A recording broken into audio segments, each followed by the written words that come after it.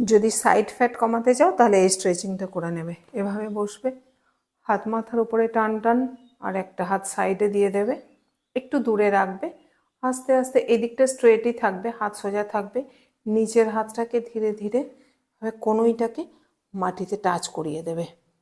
Heap গোড়ালির মধ্যেই থাকবে, দুটো হিপ, হিপ উঠবে না। আস্তে আস্তে পিছন দিকে স্ট্রেচ করবে, এই অবস্থায় স্টে করবে।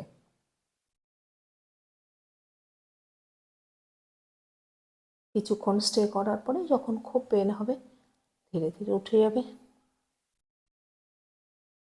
একইভাবে এই সাইডেও করে নেবে।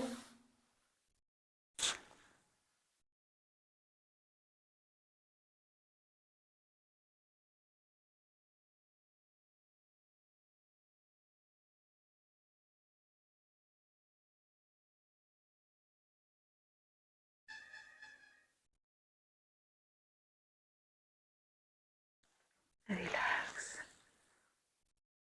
এই পোর্শনটা যাদের খুব চওড়া, এখানে মানে ফ্যাট যারা বেশি গেইন করে থাকে তাদের জন্য এটা খুব ভালো স্ট্রেচিং।